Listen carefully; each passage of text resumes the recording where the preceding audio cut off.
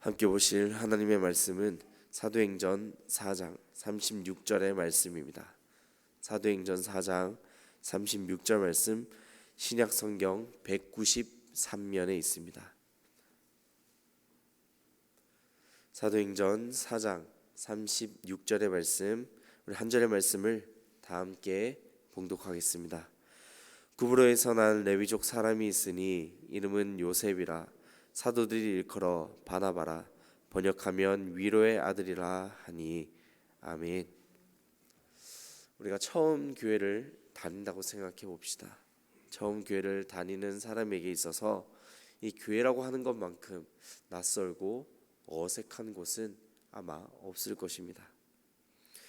그냥 문화센터에 등록하거나 취미를 공유하는 것 이상의 의미가 바로 우리가 해나가는 신앙생활의 필요로 하기 때문입니다.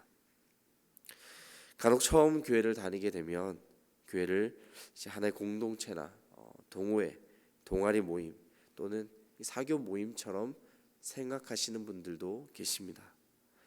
모르는 것이 당연하기 때문에 그러실 수도 있습니다. 그래서 교회가 어떤 곳인지 바르게 알려드리고 함께 신앙생활을 잘 해나가기 위해서 옆에서 서포트하고 도움을 주는 역할이 반드시 필요합니다. 우리 본당 로비에 새로 등록하신 분들 그 카드를 보시면 등록한 날짜, 인도자 등과 함께 멘토하고 누구누구 집사님, 누구누구 권사님이라고 적혀 있는 것을 우리가 볼 수 있습니다. 이 바로 새로 오신 성도님들을 돕는 역할이 누구인지를 기록해 놓은 것입니다.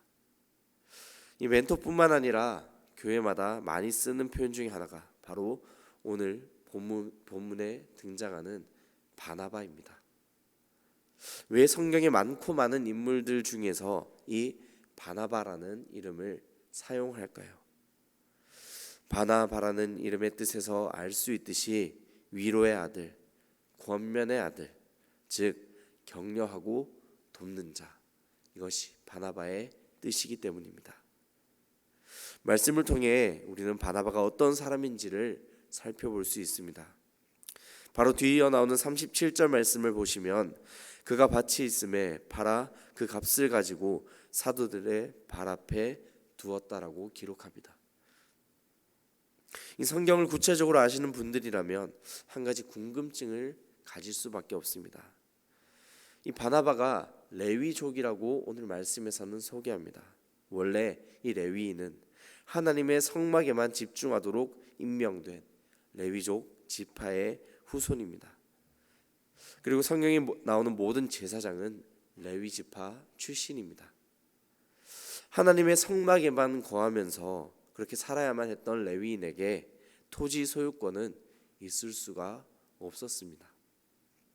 따라서 이스라엘의 12지파가 가나안 땅을 정복한 후에 땅을 분배받을 때에도 레위 지파는 그 땅을 기업으로 받지 못했던 것입니다. 하지만 주 1세기경에 이르러서는 레위인의 토지법에 대한 율법이 상당히 개선되었다고 합니다. 또한 이 사문화됨으로 인해 오늘 바나바 또한 토지를 소유할 수 있었다고 기록합니다. 또한 주석의 기록을 살펴보면 바나바는 이 땅을 적지 않은 재산을 소유하고 있었던 사람이었습니다. 새로 시작하는 우리가 사업에서도 가장 필요한 것이 있다면 무엇일까요? 우리가 새로 시작하는 사업이나 식당 등 뭐든지 하려면 바로 미천, 돈이 필요할 수밖에 없습니다.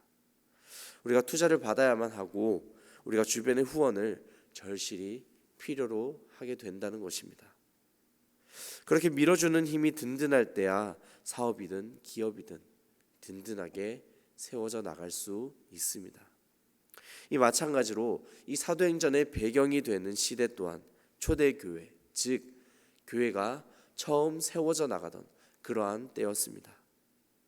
아무것도 없는 그러한 상태에서 그들의 경제적인 부분을 하나 둘씩 채워나가는 것은 매우 중요한 일일 수밖에 없었던 것입니다.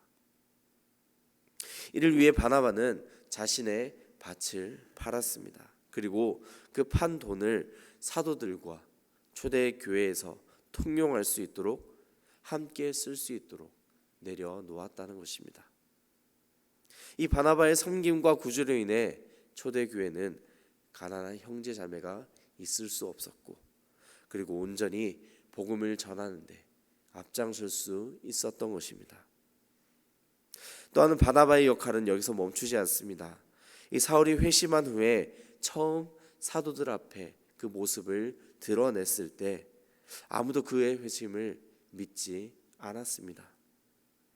당연할 수밖에 없었던 것이 불과 얼마 전 이 스데반 집사의 순교를 마땅히 여겼던 자, 이 사울이라고 하는 사람이 하루아침에 변화를 받아 복음을 전하겠다고 그 사도들 앞에 찾아와 섰기 때문입니다. 아마도 이 사도들과 초대교회의 성도들은 무언가 그에게 꿍꿍이가 있을 것이라고, 계략이 있을 것이라 판단하고 너무나 많이 의심할 수밖에 없었을 것입니다. 하지만 모두가 두려운 마음으로 그를 믿지 못할 때 단 한 사람이 그를 변호해 주었습니다.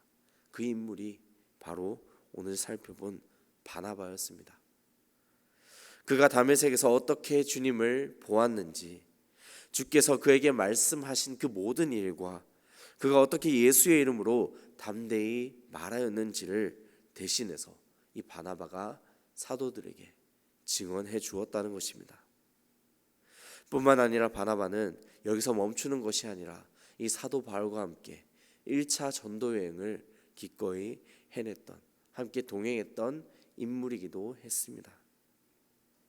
우리가 이러한 정황들로 함께 살펴볼 때 바나바는 분명 그 이름의 뜻에 걸맞게 초대교회를 잘 섬기고 구제에 대한 솔선수범한 대표적인 인물이라 말할 수 있는 것입니다. 이렇게 섬기는 것이 결코 쉬운 일이 아닙니다. 우리가 살다 보면 이런 말을 종종 듣습니다. 함부로 보증 서는 것이 아니다.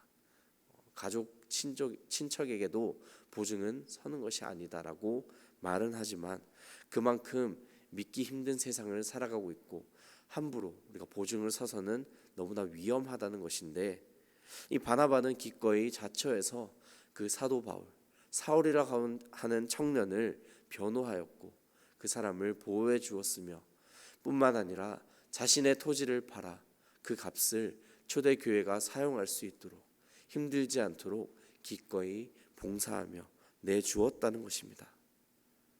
이 자신의 소유를 팔아서 교회 공동체를 구제한 이 바나바의 마음을 우리가 들여다볼 때 이것은 결코 우연적으로 일어나거나 그냥 갑자기 욱하는 심정으로 그냥 피리 꽂혀서 그렇게 섬겼던 갑작스럽게 일어난 일이 아니라는 것을 우리는 또한 깨닫게 됩니다. 형제와 이웃에게 베풀고 섬기면서 긍휼과 사랑의 마음과 그 따뜻한 손길을 베풀 수 있는 자는 동시에 복음의 손길까지도 내밀 수 있다는 것을 우리는 오늘 말씀을 통해 다시 한번 깨닫게 됩니다. 우리는 오늘 말씀에서 이 바나바와 같이 베푸는 마음 또한 섬기는 마음을 얼마나 그리고 어떻게 사용하고 있을까요? 오늘 말씀의 이 주제가 바나바처럼 내가 가진 땅을 팔아서 교회에 바치라는 것이 절대 아닙니다. 내가 하나님 나라에 합당한 사역을 위해 얼마만큼 전심을 다해 헌신하고 있느냐를 묻는 것입니다. 우리는 이것을 반드시 또한 날마다 돌이켜 보아야 할 것입니다. 세상의 기준에 맞춰 베푸는 마음과 섬기는 마음의 척도를 계산해서는 안 됩니다. 그러한 눈길로 바라볼 때 우리가 교회에 섬기는 그 모든 마음들은 세상의 기준으로 볼 때 참 황당하고 아무런 조건 없이 베푸는 그러한 마음처럼 보일 수밖에 없을 것입니다. 분명 하나님 아버지께서는 우리 각 사람에게 주신 달란트, 모든 은사가 있습니다. 또한 우리에게 주시는 그 각각의 마음으로 주님과 함께하기를 지금도 원하고 계십니다. 그래서 뜻이 하늘에서 이루어진 것 같이 땅에서도 이루어지기 위해 우리 각 사람에게 받은 그 은사, 내가 들고 전진해야 할 그 복음의 사명이 무엇인지 깨닫고 베푸는 마음, 섬기는 마음을 가지고 함께 동참할 수 있어야 한다는 것입니다. 따라서 오늘 말씀의 격언은 아름다운 선행은 영원한 기쁨이다. 아름다운 선행은 영원한 기쁨이다로 적어보았습니다. 하나님께서 우리에게 주시는 그 베푸는 마음과 섬기는 마음은 곧 우리의 마음속에 자리 잡아 아름다운 선행으로 이어지게 될 것입니다. 그리고 이 아름다운 선행으로 말미암아 복음이 온전히 흘러 전해지며 우리가 누릴 수 있는 영원한 기쁨으로 날마다 삶 가운데 주어질 것입니다. 이것은 오직 주님 안에서만 이루어지고 주님 안에서만 가능케 되는 것입니다. 우리가 사랑으로 섬기는 모든 이 되도의 공동체가 오늘 바나바의 모습처럼 아름답게 그러한 섬기는 마음으로 세워져 나가기를 주님의 이름으로 간절히 축원합니다. 기도하겠습니다. 하나님 감사합니다. 오늘 말씀을 통해 주신 은혜를 붙잡고 또한 오늘 나에게 말씀하시는 하나님의 음성에 귀 기울이는 오늘 하루가 되게 하옵소서.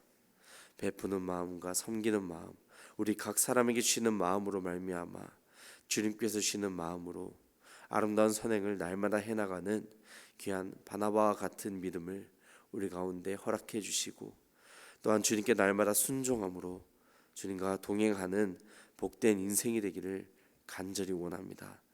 말씀을 통해 능력의 하나님만을 의지하게 하옵소서. 또한 기도의 자리를 지켜나가는 모든 주의 자녀들을 기억해 주시고 오늘도 붙잡아 주실 줄 믿사오며 귀하신 예수님의 이름으로 기도드립니다. 아멘.